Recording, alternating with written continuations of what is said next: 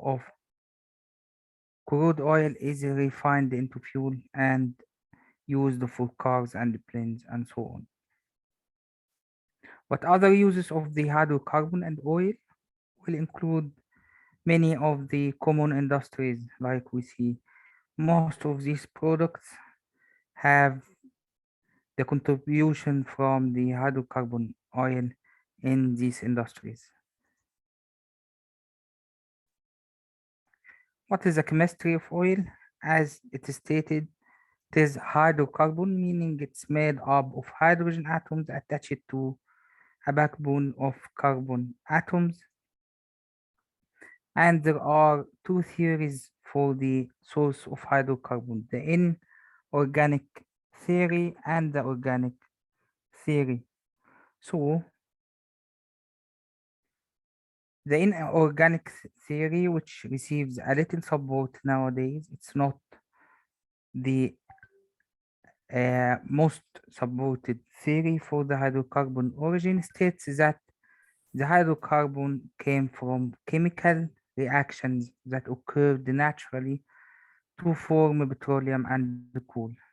This receives a little support today. On the other hand, the organic theory of hydrocarbon origin states that the burial action of some of the old creatures had been converted by bacterial action, heat and pressure, catalytic reaction, and radioactive bombardment into oil and gas over years and years by the burial action, pressure, heat, and catalytic reactions in addition to the radioactive bombardment. This, most of us imagine that the source of oil is the huge creatures used to live on the earth millions of years ago, but the right theory states that the origin of oil comes from microscopic creatures because these creatures exist in the water environment with a big enough amount to generate this huge amount of oil and gas. This is on average how crude oil is made up. It's made up of carbon, hydrogen, sulfur, nitrogen, oxygen, metals, and salts. And this is the average composition of most of the oils. In order to have the oil accumulation, you have what is called oil traps. These oil traps are made up of a structure that doesn't allow the oil to escape. So what is this trap is made of? It is made of a reservoir rock. The reservoir rock is the one rock which is porous and permeable. Permeable means that it allows the oil and gas to freely flow and pass through them. On the other hand, the cap rock is a sealing cap of this trap, which doesn't allow the oil to escape. So once it accumulates here by buoyancy, it doesn't exit upward of this trap, but only while this structure is filled with oil. There is this point is called the spill point where the oil leaves to be captured by another trap or be seeped. So this is where commonly we use oil. We see oil and the reservoir rock just need to have two main important features, which are the porosity and permeability. The porosity is a percentage of void space of the total volume of the rock that will determine the storage capacity of the rock. On the other hand, the permeability, which will allow the fluids to move, which is the capability of the reservoir or of the rock to mobilize these fluid and transmit them. On the well pressures, you need to know some common definitions for the well pressure. The hydrostatic pressure, it is the pressure created by the weight of a column of the fluids, and in the oil field units, we use the hydrostatic pressure in PSI equals to 0.052, which is a conversion factor multiplied by the brine weight or any fluid weight or density in ppg. The ppg is pound per gallon. This all multiplied by the total vertical depth, which is different than the measured depth. The total vertical depth is the vertical distance down to the ground to the depth we need to calculate the hydrostatic pressure at. So this is the common used equation for the hydrostatic pressure calculation, noting that the TVD is in feet. Another term is the pressure gradient, which is the pressure of the hydrostatic column divided by the total vertical depth. So if we divide this equation by the TVD, we will get the pressure gradient, which is PSI per foot of the fluid, will equal to 0.052 multiplied by the mud weight in ppg. The formation pressure. Formation pressure is the pressure exerted by the formation fluids which exist inside the pores of the reservoir rock. This is the formation pressure, and it is divided into three categories. Either this formation pressure is normal hydrostatic pressure, where we find the formation pressure is equal to the water gradient. The water gradient is 0.433 psi per foot to 0.465 psi per foot, depending on the salinity of the water. So the fresh water equals 0.433 psi per foot depth, and the gradient of the saline water is up to 0.465 psi per foot, and where the range of the pressure gradient, which is the TVD of the reservoir, the pressure of the reservoir divided by the TVD, where we find this. At this level, it is the normal hydrostatic pressure gradient. Abnormal pressure is any pressure above this, which is caused by water injection or some geological sources of overpressure, and the subnormal formation pressure is where we find the pressure of the formation below these values. The overburden pressure is the pressure exerted on the formation by the weight of the rock and the contained fluids, and it is not of a much use in the normal production activities, but for the stimulation and stresses, it will be of a much importance. The fracture pressure is the pressure at which the formation will start to fracture, and then any fluid that creates a pressure on this formation will be lost inside the formation. So the pressure will fracture or break once it is exposed to this amount of pressure, which is called the fracture pressure. Now we have known the properties of the rock. Let's move to the properties of the reservoir fluids existing inside this reservoir rocks. We will have a variety of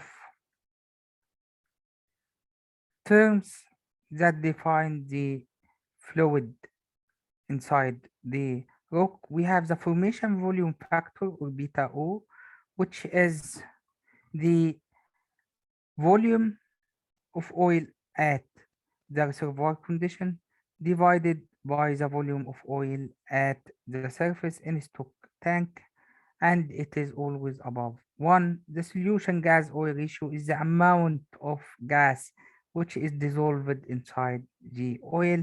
The densities as the mass per unit volume of each phase, and also there is a formation volume factor for the gas, which convert the reservoir volume due to the change in the pressure and temperature. The beta G is the volume of the gas in the reservoir divided by the volume at the surface. And the viscosity is a measure of the fluid resistance to the flow. So in order to understand the term of the viscosity, we need just to compare the honey and water. The honey is a viscous fluid and water is a less viscous fluid.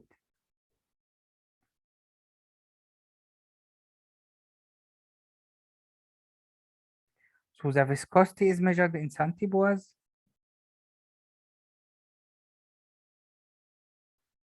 The specific gravity of the oil is the density of the oil divided by the density of the water, and the density of the fresh water is 8.34 ppg. So whenever we have the density of the oil in ppg, we divide it by the raw water, we'll get the specific gravity, which can be converted to the API equals to 141.5 divided by the specific gravity of the oil, all of this minus 131.5, and the API is a common term used for determining the oil gravity, and the lighter the oil is, the higher its value and the higher its API gravity degree.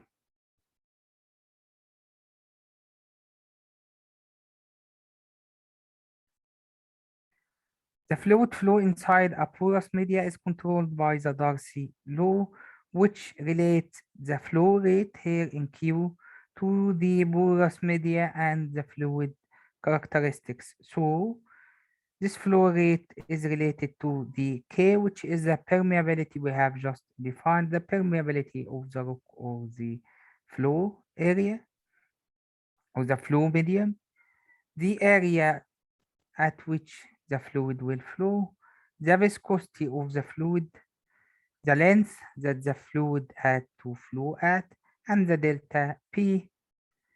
This is for a linear flow inside a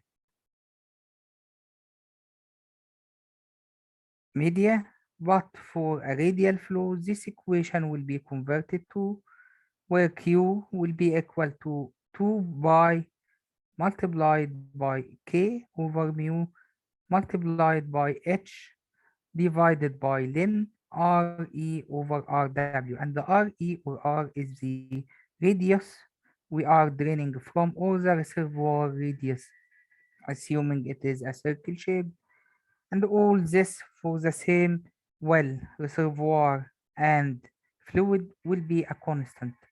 This will be multiplied by the differential pressure, and for sure, as normal, as the delta P across any porous media increase, the flow rate will increase because the flow comes from the higher pressure to the lower pressure. As the source of the flow increase in pressure, the flow rate will increase, and as the sink or the end of the flow path will decrease in pressure, the flow rate will increase as well because we are flowing at a lower pressure. So, starting for planning for a well, how we place our wells, the first well will be located based on the seismic survey data. We send seismic shock waves and receive them by geophones or receivers, and calculating the reflection times and analyzing these reflected waves will take an overview how the structures down there are looking like, and by searching for the structures favorable for the oil accumulation, which we call the traps, searching for them, we will capture these traps and plan for drilling at the crest of the trap. And what is the classification of the wells? We have the wells classified according to many categories. So they can be classified according to the well trajectory or the orientation. We will have the vertical wells, which is the cheapest in cost, but we don't always be able to drill vertical wells where there are multiple targets. We can drill another type of well, which is a deviated well, used to drill under cities, shoreline drilling, drilling from the land, targeting offshore targets, or connect multiple targets, drilling a relief well to hit a non-controlled flowing well, and geological and operational sidetracks. For the third type, which is the horizontal wells, used to maximize the contact area between the well and the reservoir to increase the flow rate, and also used to connect multiple targets.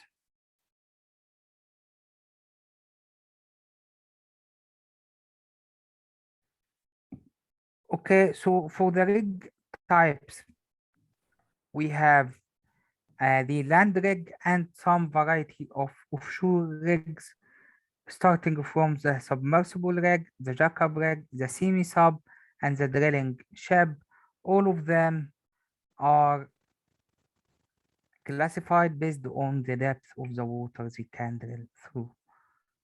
The well also can be classified according to its purpose. So we have the wildcat wells, which used to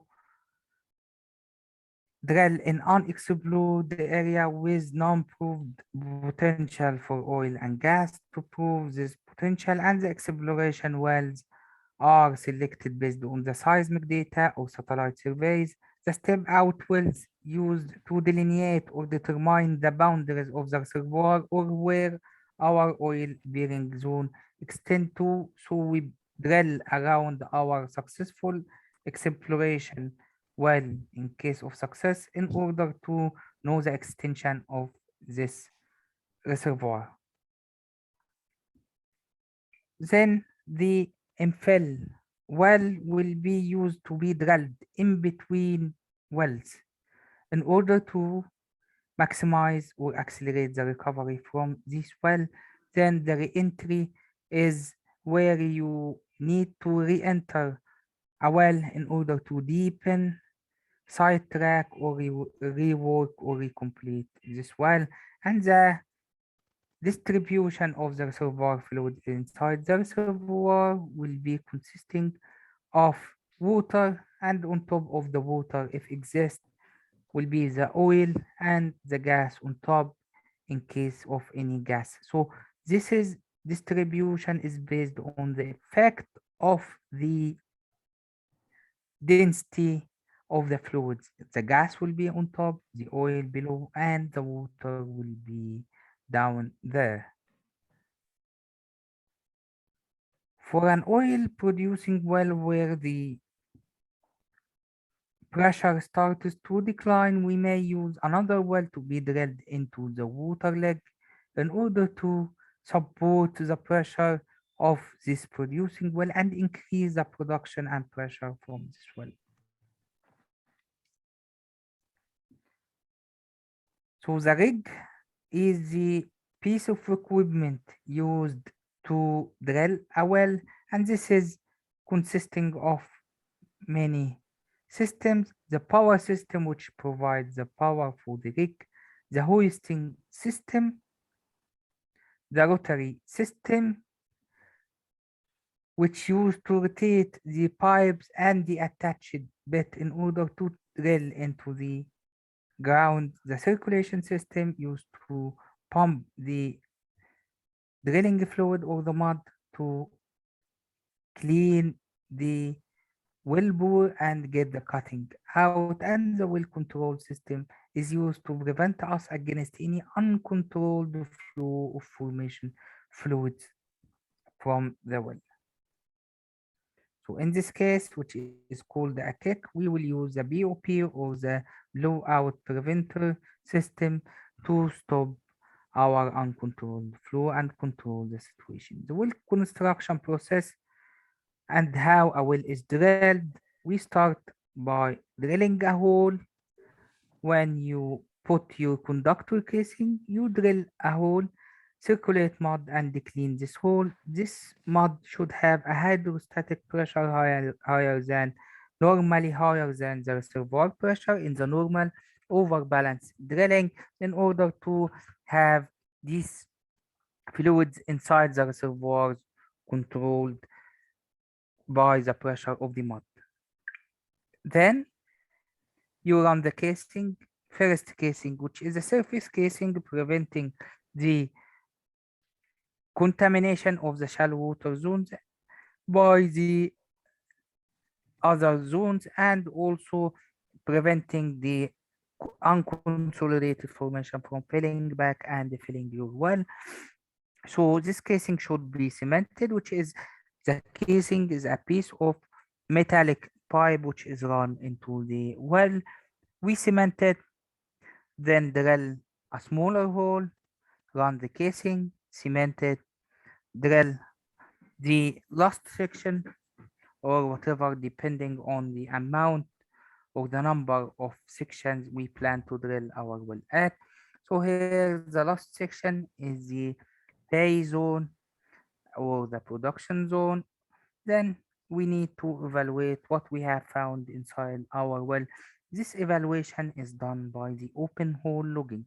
The open hole logging will consist of two runs. Hopefully, the main run, which is the triple combo, consisting of the gamma ray, which determines the type of the formation, whether it is sand or carbonate or so on, the density and the neutron density and porosity log. Then this will separation will determine the existence of porous media and the resistance or the resistivity, where we have the oil and gas resistivity much higher than the resistivity of the water. Here the water have a lower resistivity. So here the color code, this interpretation is given to us by the petrophysicist in order to know the rules of each one from the team. So this interpretation is not raw data,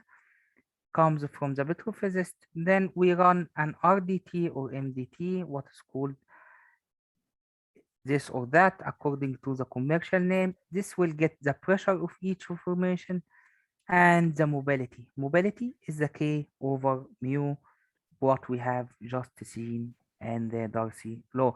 So now we have a nice well having the three phases, gas, oil, and water. What we are going to do with this well after this nice step of drilling into the reservoir zone, we need to know what we are going to do with our well, either to complete it on gas, on the oil, or some of you will think we cannot complete on the water. But look at this.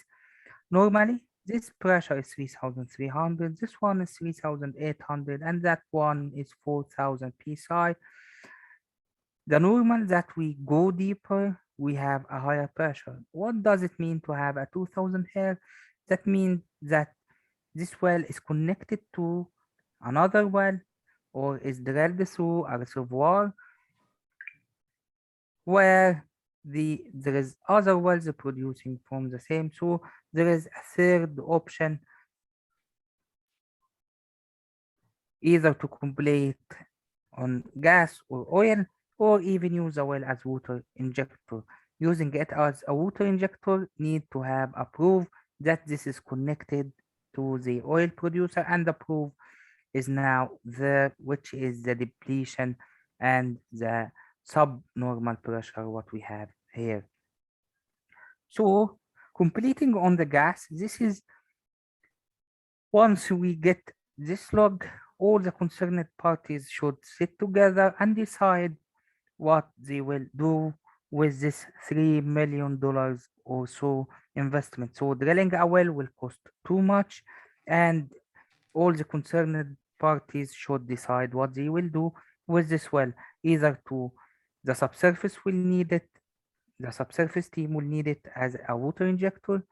We will use it another option to use it as oil producer. The oil producer, either to have it as a natural flow, is the well can deliver the fluids to the surface with the required pressure, or an artificial lifted oil producer, or even using it as a gas producer. Using the well as oil or gas producer will need to have checked the capacity of and the availability of the gas processing facility or the production plant. So some wells are producing, or some areas are producing, two tanks, and producing two tanks cannot be used for gas. So we need to decide based on the availability of the processing facilities and the capacity of it, because the processing facility may be full of the capacity as well for gas or oil or both of them. The third parameter that will be used in this decision is the back pressure that this well will create in the network. So once this well enters with its full capacity in the pipelines, it may create back pressure on some well, may mean that these wells we will lose production from them. So we need to know how much production we will put and how much production we will lose. So this well, we need to have some sort of nodal analysis, some sort of modeling for expectation of how much the well will do if it is perforated on gas or oil, or perforated on both. So perforating on oil commingled, what we call commingled with the gas, will be called a self gas lift operation, meaning that the gas will be used to lighten the fluid column of the oil and lift them to the surface. And this is, we need to check if this is already the case or not. This is done by the modeling, and the input for this modeling will come from this data. Also, we need to check for perforating multiple zones. We need to check if one of the zones will flow into the other, causing, for example, of this pressure of this zone is high and it is higher, much higher than this one, the oil from here may enter this zone and will lose production. This oil will not come to the surface. This also done by modeling, and all the parameters come from the log. The pressure, which we have seen in the Darcy equation, the mobility, the saturation of the hydrocarbon, the length or the height of the interval comes from the open hole log as well. Here, for example, this is from depth 2847 down to 2865. So we can know exactly what is the length or the height of the producing interval, which is called h in our equation. Now we have decided to complete our well on one of these intervals, and always wherever we have multiple targets, the best solution is to start from bottom up. Starting bottom up will save you from the hassle of isolating a top zone in order to access the lower one, especially where there is a small separation between the zones. For example, to be clear, if we have these zones, this gas zone perforated, and we need to perforate this oil alone, we need to isolate this gas, which is not a very easy process for a target zone for isolation on top of the target zone for production. So isolation from top is much complex than isolation from bottom, because if you set a plug here, you will isolate the bottom one, but you cannot isolate the top one easily. It can be isolated, but not that easy.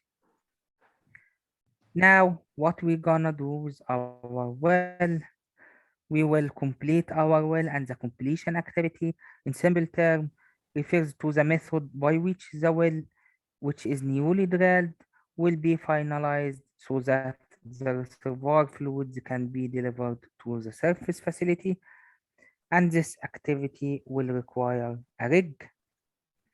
This will be divided into, now we have this well, we need to complete it, will be divided into two types of completion: the upper completion and the lower completion. The lower completion, or the sand face completion, determines how we complete the sand face, or whether we run a casing, which is the piece of pipe running from the total depth of the well, or what we call the TD, up to the surface.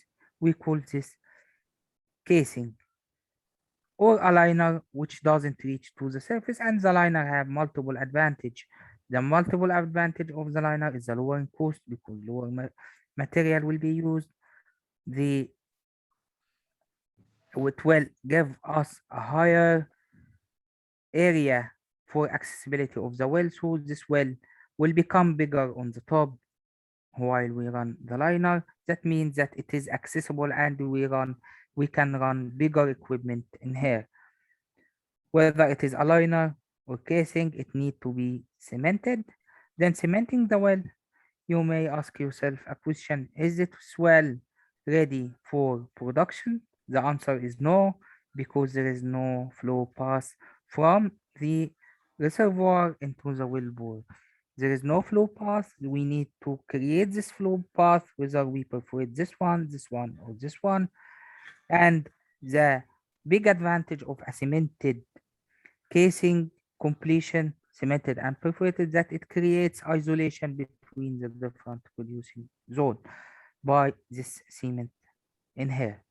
So if it is a slotted liner or an open hole, these all zones will be open to each other. Whether we have this or that, we need to perforate, and how we perforate, there's multiple ways we can perforate our well. We'll discuss them, but before perforating, we need to confirm there is a good isolation between zones. We run a cement evaluation log. The commonly used one is the USIT, or the ultrasonic imaging tool. It depends on the reflection of the sonic waves, or the ultrasonic waves, and on different surfaces. So the waves will reflect on the cement, and the impedance of on the cement and the casing and the borehole. The reflection of these waves and the impedance will determine the quality of the cement. Here, for example, these are two zones which are cannot be one of them perforated alone, because of what? Because of the bad cement here. This is how a cement log will look like. This light color is determining the free pipe or no good quality cement. So if we perforate this one, the flow will come from the other one, so the bad cement. Then we need to select the material of our completion, and the material of the completion is selected based on the concentrations of the impurities, the H2S and CO2. And this concentration is measured in the term of the partial pressure. The partial pressure is a concentration of the gas, whether it is H2S or CO2, multiplied by the reservoir pressure. Multiplying the reservoir pressure by the concentration will give us the partial pressure, and by entering this chart with the partial pressure and follow the flow chart, we will select the material of our tubing. Now we need to perforate our well in order to be able to produce it, and the completion activities, as we said, will consist of the sand phase completion, the design and installation of the upper completion, and whether it is natural flow or artificial lift, and the completion accessories and the safety devices like the subsurface safety valve and so on. The most effective completion is the completion that produce the well from the target zone and achieve the required target by the lowest cost without compromising the safety. This a variety of the sand face completion options, whether it is a barefoot or an open hole completion where there is no casing and cement is run, and this doesn't provide a zonal isolation. The slotted liner or a pre-drilled liner doesn't provide also any zonal isolation, but will provide us with some sand control or a cemented and perforated liner, open hole sand control screens and gravel back, or a cased hole gravel back or a frac back. This is a variety of completions, and the most common one is the cemented and perforated liner. The upper completion, this is the lower completion. The upper completion will have a variety of options as well. The tubingless completion, which we produce from the casing, and this doesn't provide any prevention for the casing from the corrosion of the corrosive fluid and from damage by the produced fluid, because the casing is not a replaceable pipe, but the tubing is. So we need to protect our casing against the corrosive fluid by running this piece of pipe, which is called the tubing. And there's also another one which is not perfectly protecting our casing. It is a tubing completion without a pucker, but it is exposed the casing for the corrosive fluids, but doesn't expose them to the flow, and the flow comes from the tubing. This one perfectly isolate the casing, and here will be called the annulus. The annulus is the annular space between the outside of the tubing and the inside of the casing, or the annular space between any casing and the next one. So this completely protect our casing, and here will be a completion fluid which is corrosion inhibited.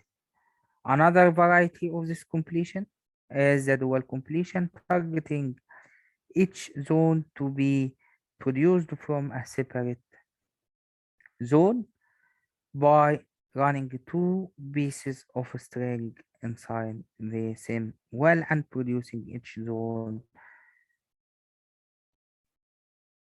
from a separate string.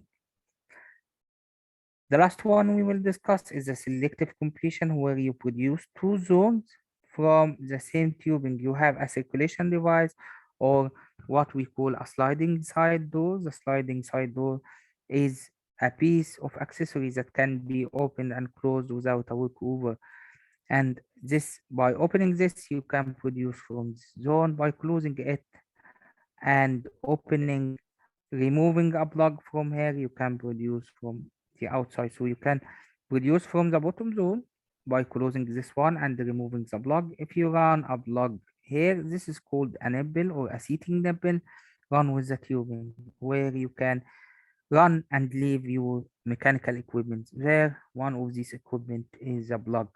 You can set a plug here, open this one and produce from this zone.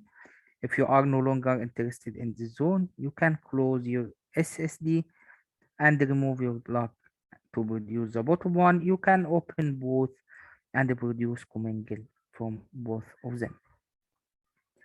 Perforating a well is activity by which you will create a flow path through the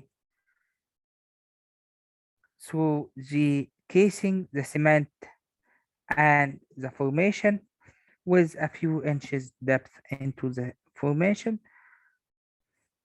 This is done by what we call a shaped, aligned charge or a shaped charge. This is will secure the biggest or the longest penetration of the charge into the bore hole. There are various techniques for perforating a well.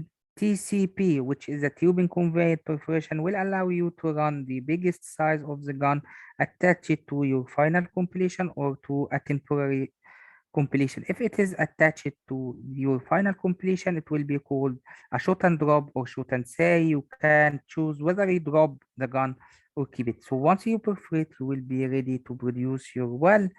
A shot and pull is another variety of TCP. You can shoot with TCP. You have all the well control there, the barriers there. You have the full control on your well by having the bucker and tubing inside the well during the perforation.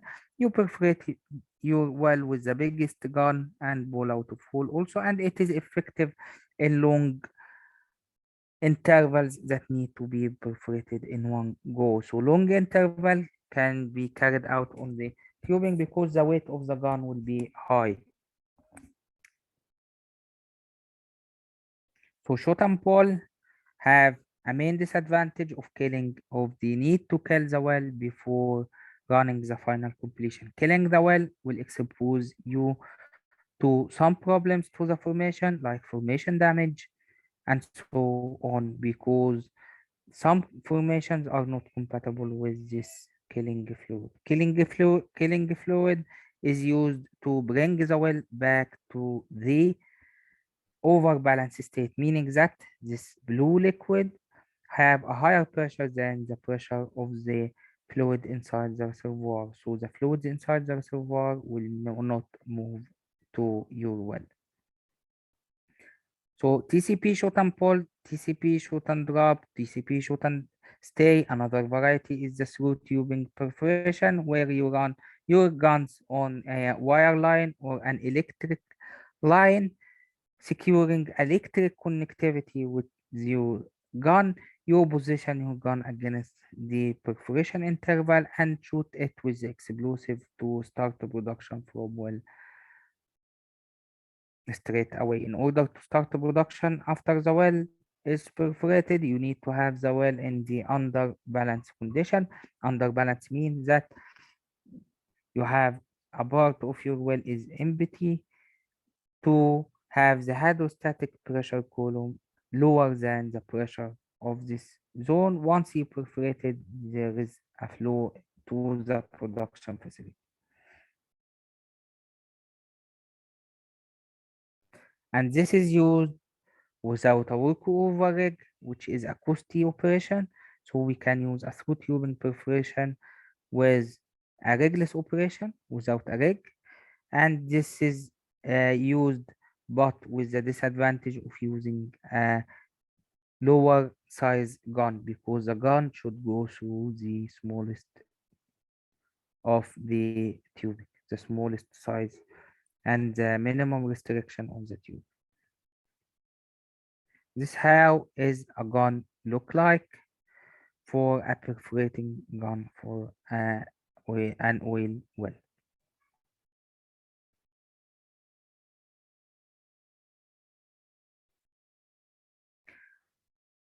Then what you need to test? You were expecting your well to produce a certain amount of fluid. You need to test your well. This is called a production testing. The production testing is where you count the gas flow rate, the oil flow rate, the water flow rate, the BVT properties of your fluid, which is the viscosity, the API gravity, and so on.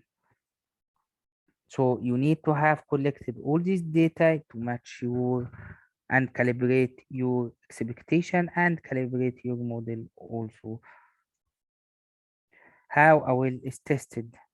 In order to test a well, you need to separate each phase from the other. So you separate the gas by the gravity, you separate the gas and pump it into and let it go into this yellow line, and the metering of the gas will use an orifice meter where you have a restriction in the flow area. This restriction in the flow area will create a delta P. The delta P or the pressure drop across the orifice is correlated to get the flow rate of the gas. So along with the gas properties, you will correlate this pressure drop to get the flow rate of the gas in the units of million scaf per day. or million standard cubic feet per day.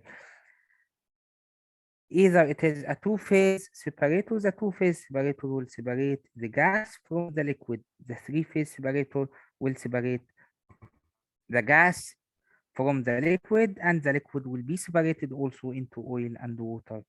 You can count the liquid by the turbine flow meter or the positive displacement flow meter, where the liquid flow will rotate this piece of fan, and the rotation of this will be directly proportional to the flow rate of the liquid. So whether you measure the total liquid flow rate, you will multiply it by the water cut to get the water rate, or just you will measure each phase as separately from the other by a separate turbine flow meter. So if you separate the oil from the water, you will count the water and the oil, each one at a time. The multi-rate test is where you will apply a back pressure at different back pressures of the well. You mean you increase or close partially your well and see what will be the rate with your wellhead pressure. And this is important to match your IPR of the well. Another variety of the well testing is the drawdown test. The drawdown test is used to define the reservoir volume or the volumes of the fluid that is existing inside your reservoir, and calculate the economics of this well. And this is done by flowing the well at a constant production rate for a long time. The pressure build-up test is done after a production test, and this is done by lowering gauges inside the well. The gauges will measure the pressure and temperature with time. So you leave these gauges inside the well, you produce the well for a while, and then close your well back and see the build up of this well. Once you retrieve the gauges at the surface, it has a memory. You retrieve your data and see how the pressure build up by measuring the how much decline in the pressure is associated with the produced volumes. You can know how much is the connected volume to your reservoir, and also you will know the flow capacity, the permeability thickness, multiply, and the skin effect in this well. Now we are moving to another topic which is important in the oil industry and the production technology operations, which is the nodal analysis. The nodal analysis is the action or the activities that you will do in order to determine the flow rate of your well, and we divide our well into two systems. The well system is divided into two systems. First one is described by the IPR curve or the inflow performance relationship, and this describes the reservoir performance. The flow of the fluid inside the reservoir will depend on the reservoir and fluid characteristics, and also on the delta P. So as this pressure decrease, as the bottom hole pressure decrease, the reservoir can produce more because the back pressure or the push back from the well onto the reservoir will decrease. So as this will decrease, the delta P will increase and the rate will increase. So this is the relationship called the IPR, and here the simplest way to define your IPR is the straight line IPR relationship. As the Q increase, which is the flow rate, the bottom hole pressure will decrease. The other one used here is the vertical lift performance or the VLP, which describes the fluid up the well. So in order for the fluid to flow up, it will require a pressure. This pressure will overcome the friction of this tubing to the fluid, will overcome also the back pressure here because you need your fluids to reach the surface, with a certain amount of pressure to deliver these fluids to the facility. So what this pressure will do will overcome the wellhead pressure, will overcome the friction, and also mainly will overcome the hydrostatic pressure or the weight of the fluids inside the well. So in order for this reservoir to deliver these fluids up, these fluids, the reservoir pressure should overcome all these pressure drops inside the system. How we can detect the flow rate? We the cross section of both of these curves, the IPR and VLP will be said to be the operating point where you can get your operating rate and operating bottom hole pressure. This is similar to a guy running in the street. When he run in the street with a higher speed, he will lose more energy as he run. But at last, we need to reach this entrance with a high enough energy to go up. So this movement horizontally is analog to the movement of the fluids inside the reservoir. So the fluid will need a certain amount of pressure inside the reservoir until it reaches the wellbore, and also it will require a certain amount of pressure in order to go up. As he run with a higher speed, he will reach here with a lower, and as he need to run with a higher speed up, he need more energy to be available here. That is a simple analog. Another point or another term is a bubble point, the bubble point pressure. When we have a cylinder full of gas and oil, as you decrease your pressure of the cylinder, the oil will start to expand. It will expand until the first gas droplet will be the first gas droplet will be released. The pressure at which this first gas bubble will be released is called the bubble point pressure, and it is dependent on the gas and oil properties and also to the temperature. So at the reservoir temperature, at the same fluid type, we will get a single bubble point pressure where once we reach this pressure, the gases will release. Accounting for these gases, if the bottom hole pressure as the flowing condition is less than the bubble point, the IPR will start to deflect from the straight line relationship, and this relationship will be defined by the Vogel correlation. But for the linear relationship, all of this will be constant for the same reservoir, the radius of the reservoir, the radius of the well, the mobility, the height, the beta O or the formation volume factor, the viscosity, all this will be constant.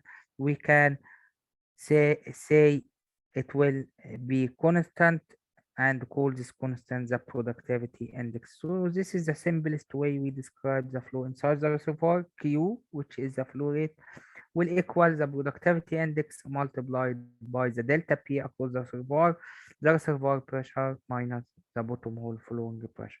This delta P as increases, the flow rate will increase. The Vogel correlation used for detecting the IPR below the bubble point is shown in here. Q over Q max will equal to 1 minus zero point 0.2 multiplied by PWF over PR, or the reservoir pressure, minus zero point 0.8 multiplied by PWF over P reservoir all over 2 to the power of 2. The vertical lift, as we mentioned, is depending on the hydrostatic pressure drop, the friction pressure drop, and the acceleration pressure. And the nodal analysis will detect the operating point. So, as we said at the beginning, in order to put your well back into production, you need to design or to expect the back pressure that this well will create on the other well. So this is sort of complex network of pipelines and wells. Once a new well is put in here, will create back pressure in these flow lines and some will start to drop in its production. As also the reservoir pressure, as you extract more oil from your reservoir, the reservoir pressure will drop and the IPR will act like parallel lines to your reservoir, performance relationship or IPR. The intersection here with the y-axis is the reservoir pressure, and the intersection here on the x-axis is called the absolute open flow. If we go back to the IPR,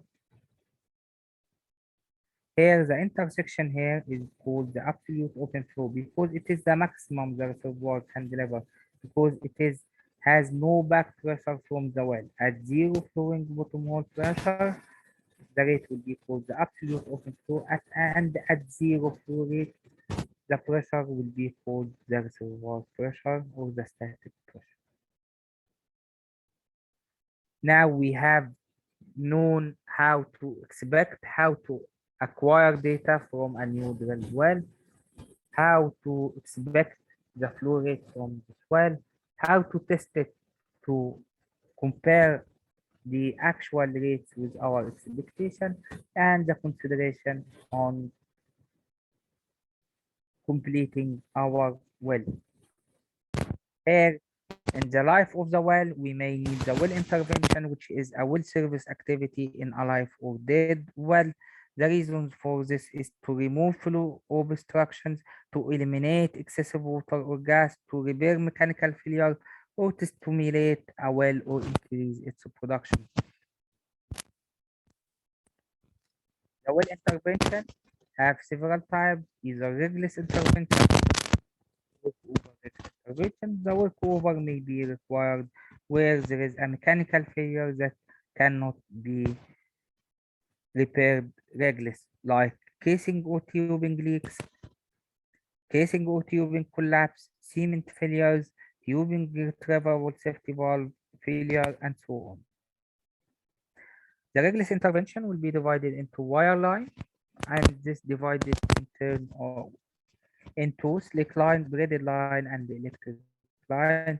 The slick line is a single strand wire that is lowered, used to lower equipment into your well. So the equipment will be attached to this, and this drum will rotate, lowering this equipment into the well in order to perform some pressure temperature surveys or plugging some zones and so on. This is mainly based on mechanical intervention. Another type of wire line is the electric line, which have a surface readout and electric connectivity to your tools. So this electric line will have an electric wire line inside a stranded wire, and this electric wire line is connected to the tool. This will be used for the temperature recording, for the logging, for the perforating, and so on. Another one is the coil tubing. The coil tubing is a coiled or a length of thin-walled tube coiled on a drum. This drum will rotate and the tubing will be injected inside your well to perform some sort of hydraulic intervention, nitrogen lifting. You can perform your acid stimulation and so on. So if you need to create a flow path inside the well for or run a tubing without a rig, this is called the coil tubing, which is coiled around the drum and injected by these two sets of legs. This is how a coil tubing rig up is look like. Now we have our well is producing and the well have suddenly stopped production, and what we can do. Now stopping the production meaning that you have a problem with one of the two parameters, either the IPR or the VLP. The IPR, you may have a drop in your pressure, you may have a drop in your productivity, due to reservoir damage. This is what you can expect to change inside your reservoir, or a change in the VLP, meaning that if you have your water percentage of the produced fluid increase, your well will no longer be able to produce to the surface because the water is higher in density and will create back pressure on your reservoir. You cannot produce anymore. So, in order to define the problem, either it is a lifting problem or a VLP problem or an IPR or productivity problem, you need to do some kind of surveys. These surveys, you need to first start with your detecting your accessibility of the well. So you run a full gauge or a sized tool. We will run it with a slick line into the well. What we call is a dummy run. So you run with a tool and lower it inside your well to make sure that the flow path is not obstructed. You check your wellhead pressure and the back pressure on the well in order to know if any back pressure had been created. If you prove an obstruction, this obstruction, you can collect a sample from this obstruction into your tubing. It may be a salt that can be dissolved by pumping fresh water. It may be acid soluble. You can pump acid through the cold tubing, because if you pump from the tubing, the acid will affect the tubing material. If there is no obstruction, you may think about your static reservoir pressure. You close your well for a while and run gauges and check the pressure. If it had declined over time and it is no longer capable to produce your well, then you will need artificial lift. So you will then, before going ahead with artificial lift installation, you need to test your well. This test will be created by lightening your fluid follow gravity by injecting nitrogen into the tubing and see the flow rate. You can use the memory gauges as we said. There may be other interventions required, the production logging tool, the zonal change to the added situation. Here is a four wells that the case can be described through the vertical lift performance and the inflow performance. There is a good well that is producing naturally by this intersection. The well is producing around 350 or so. So this is a normal well. Now this VLP, if it is shifted upward, the flow rate or the intersection is at a lower rate. What does this mean? The IPR doesn't change, so there is a lifting problem in this well. What what I'm pointing my pointer at. There is a lifting problem here. Now this red line IPR had been changed to this one. Has the pressure of the reservoir changed? No. So this is not a decline in the pressure, it is a drop in productivity, and the absolute open flow drop, meaning that there is a damage or there's a well that need stimulation or improving the productivity of the well. Here, the IPR had shifted down with the same slope, meaning that the productivity is the same, but the pressure had dropped.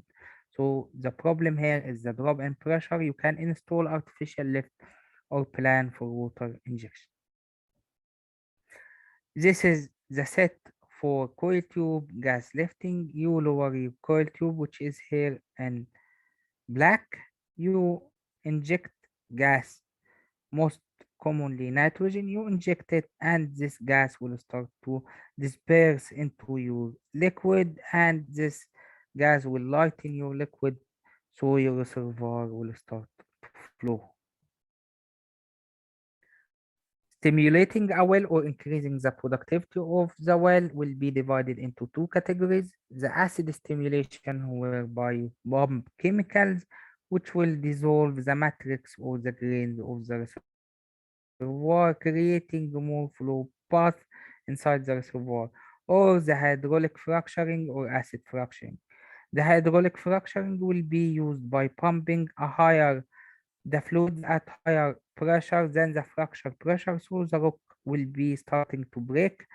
Then if you release this pressure, these breakdowns will close again, so you start to pump synthetic sand. It's a well sorted in order to prevent this one from breaking. So you stuff this path with a good sorted sand in order to create a higher permeability flow path. This is what we call hydraulic fracturing. Combining both techniques, so you frac with a higher pressure than the fracture pressure, but the fluid used is acid, which is dissolving the grains as well. This is called acid fracturing. Artificial lifting.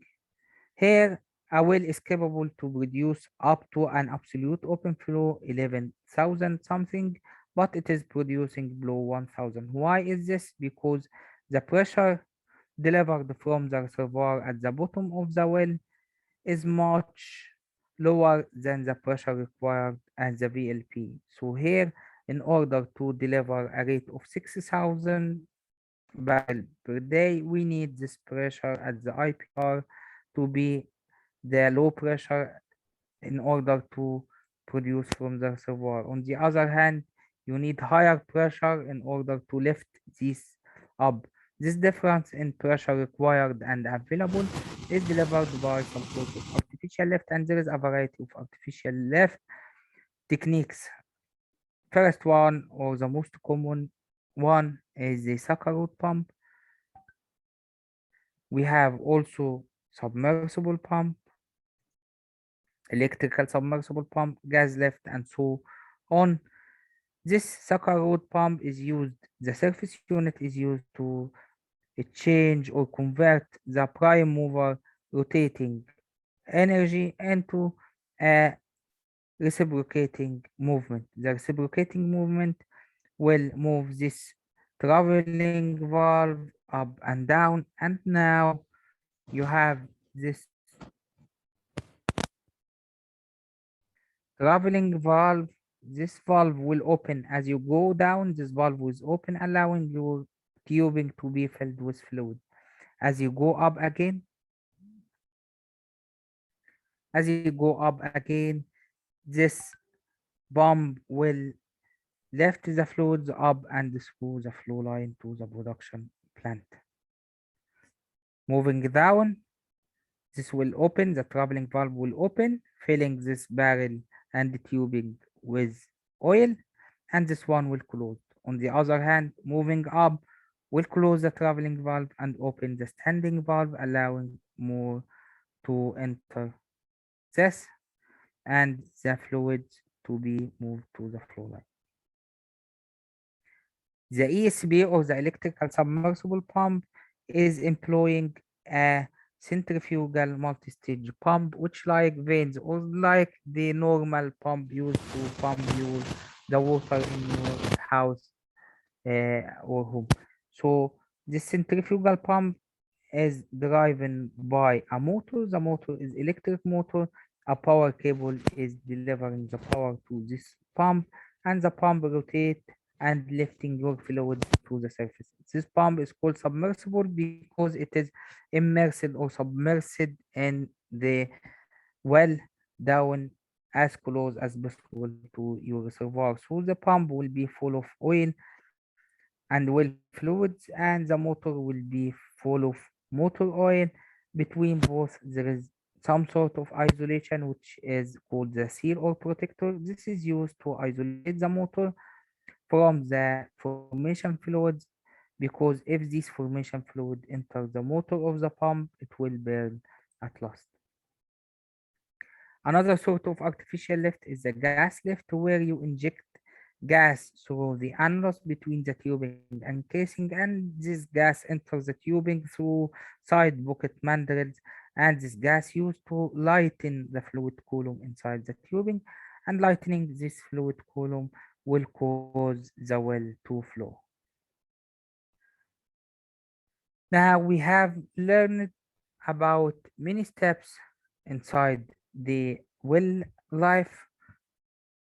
how to test, how to survey your well by numeric gauges, pressure and temperature gauges. Another kind of surveillance is the PLT or production logging tools, where you have multiple zones like we have seen on the log at the beginning. Maybe you are producing from multiple zones and water start to come on the production. You need to know where exactly the water is coming, or where exactly the most big part coming from each zone. So you will need to do what we call a production logging tool. This will employ a spinner. This spinner is like veins. These veins will be lowered into the well, crossing the different producing zone at different speeds. And by crossing these producing zones, the fluid flow will cause this fan to rotate, and the rotation will be proportional to the fluid flow. So you will detect this is the spinning of the RPM of the spinning flow meter. This crossing each interval, you will know the contribution from each interval by a qualitative way. And also, this will employ a density tool, which you can know the fluid type entering the well from each zone. Here, for the interpretation, you have here water with the highest density, you have here oil, you have here part is water, part is oil, so the oil is coming from here and so on.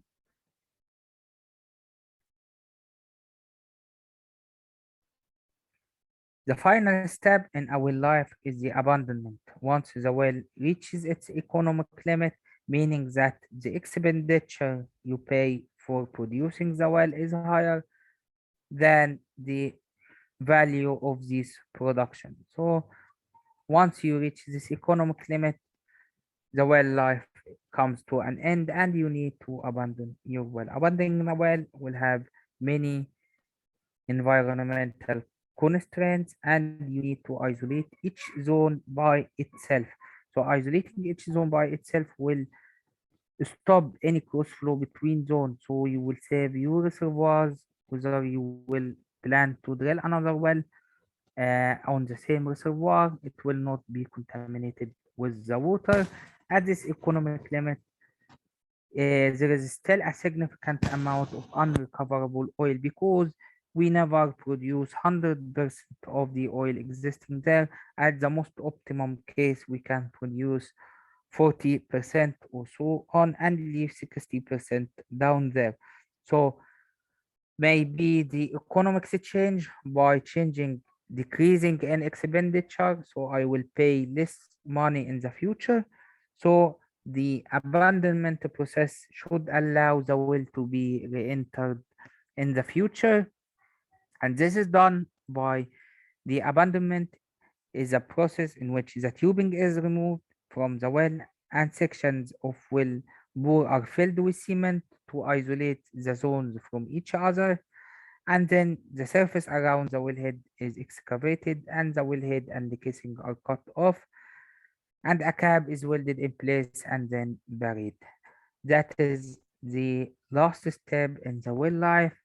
I have finished also my today's session, and I hope so you have enjoyed it. If any questions, we can start our questions now.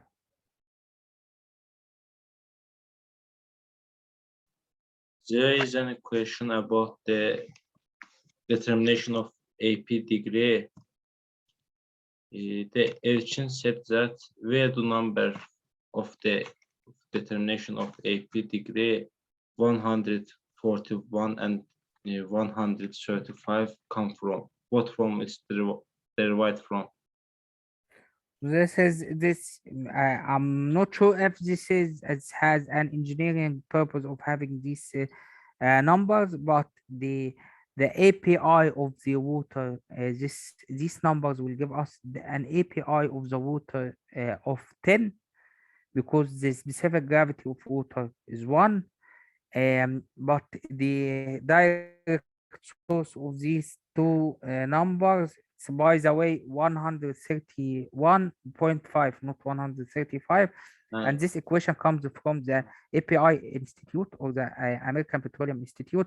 But the source of these numbers are, it's an interesting question. I can search for it. So okay, the physical meaning of these two numbers, I will search for it.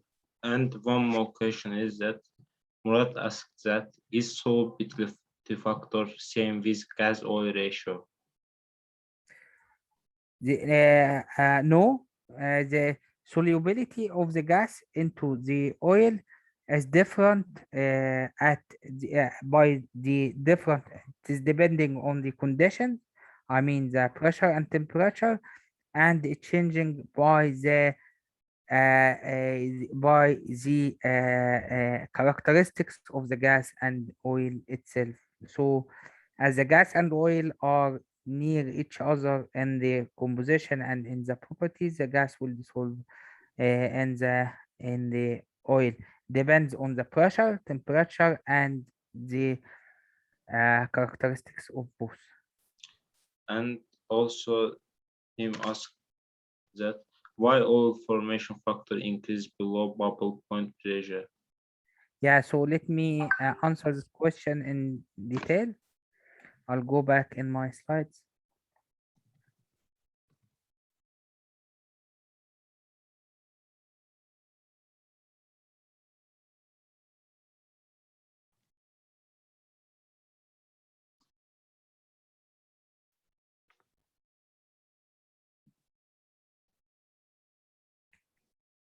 So just I'll get the curves, and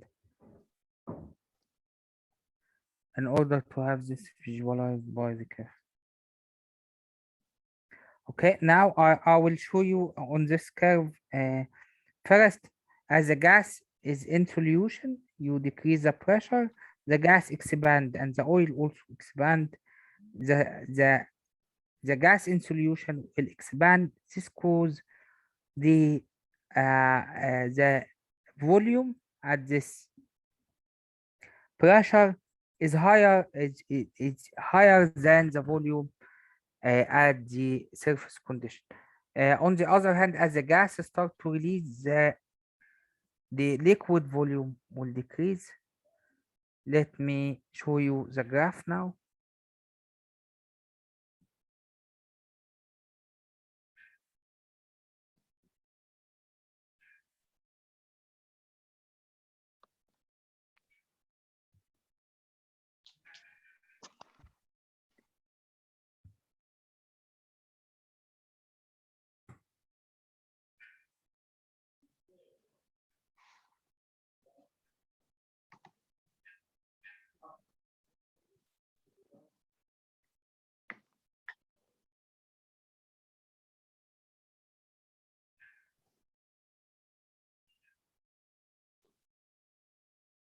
Okay, here it is.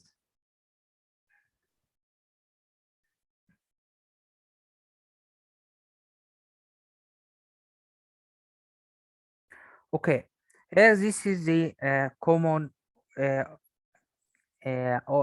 formation fluid properties. This is the solution gas oil ratio with pressure. Okay, imagine there is an amount of oil and amount of gas in a cylinder, and you start to pressurize your cylinder. The amount of gas in solution will increase until you reach the bubble point and there is no more free gas. So all the gas at this point will be inside your liquid. Okay, this is now the bubble point pressure, and all the phase is now liquid phase. So the gas oil ratio in the solution will not change and will remain constant above the bubble point. This number one. Number two, the oil formation volume factor, which is the volume of the oil at surface compared to the reservoir volume. It is barrel per stock tank barrel. So below the bubble point, the liquid volume will decrease, meaning that the reservoir volume will be يعني let me state it on the other way around here. Relate this with the gas oil ratio. As you increase the pressure, more gas will dissolve into and converted into liquid.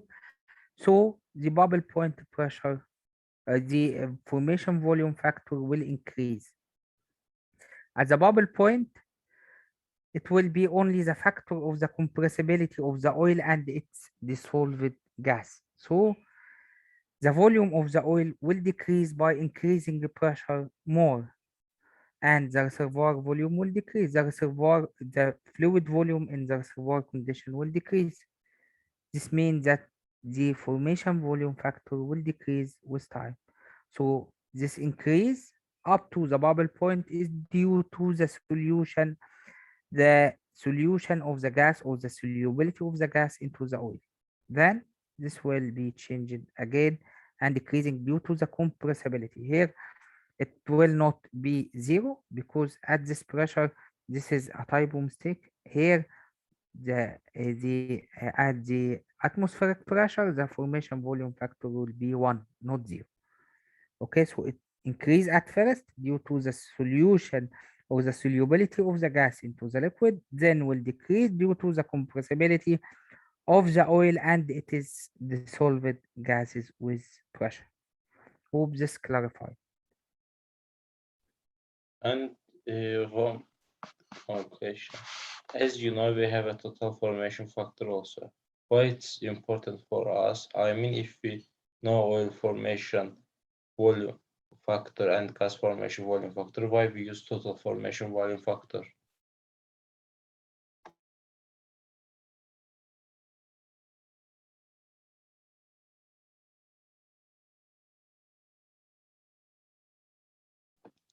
Did you hear me? Yeah, you Your hear me now? You hear me now? yes.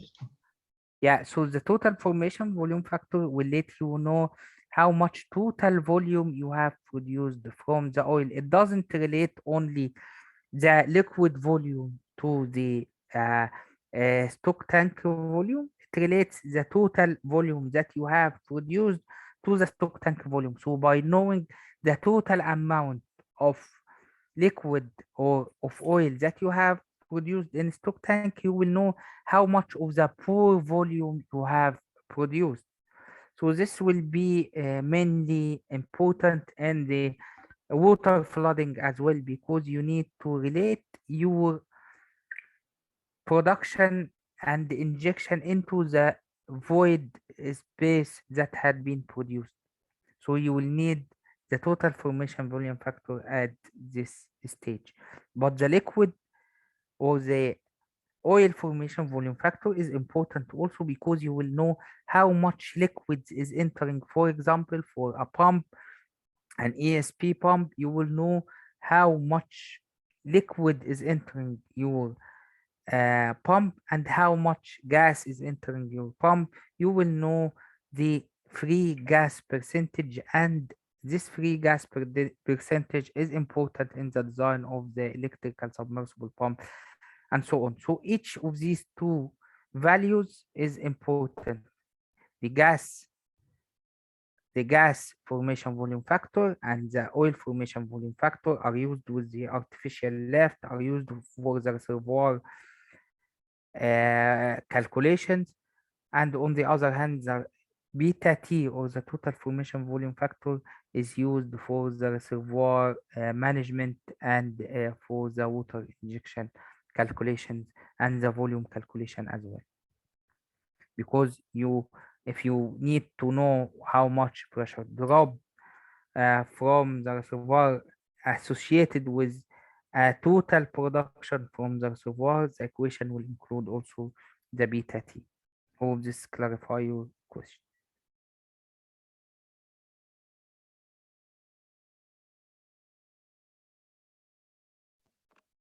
I think if you there is a question, we can stop here. Thank you for the session. Thanks for all joining us.